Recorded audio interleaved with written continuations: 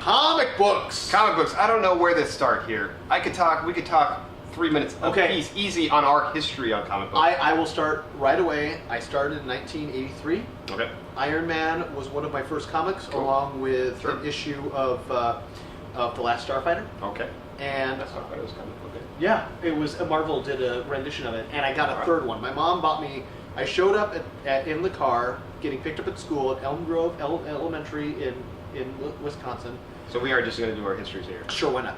And I got those 3 comic books, but the Iron Man one is the one that stuck out for me. All right. Yeah, and I've loved him ever since.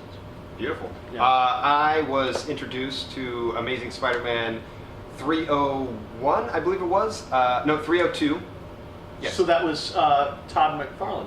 Todd McFarlane did the art. Someone gave me that comic book in junior high. I was perhaps 13 years old, and I was like, first comic book ever. This is amazing. I want to.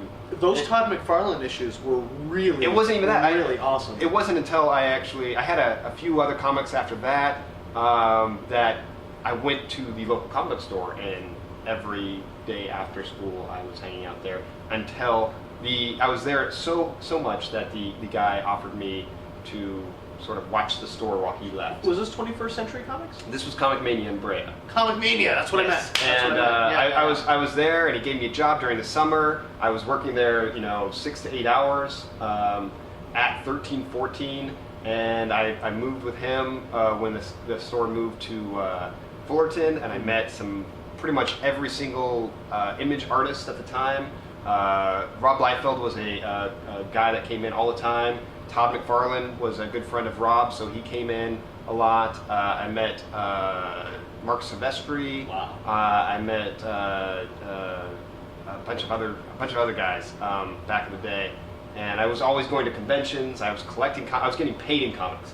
The whole thing was I was getting paid in these comics. I didn't collect one dime from working there. I was just getting comic books, and it was an amazing experience, and I've had a love of comics ever since. I have now. Flashback to today, I don't collect as much as I used to because it is a very expensive hobby. I actually, yeah. I basically collect a lot of stuff from Frank Miller, the stuff that he does.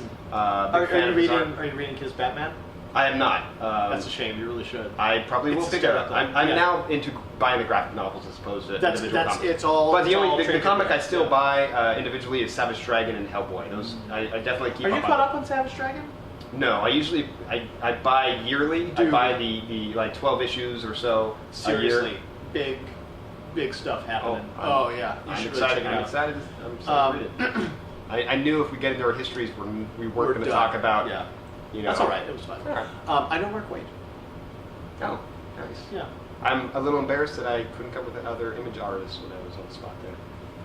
You came up with enough. I guess so. Yeah. Jim Lee ever come in?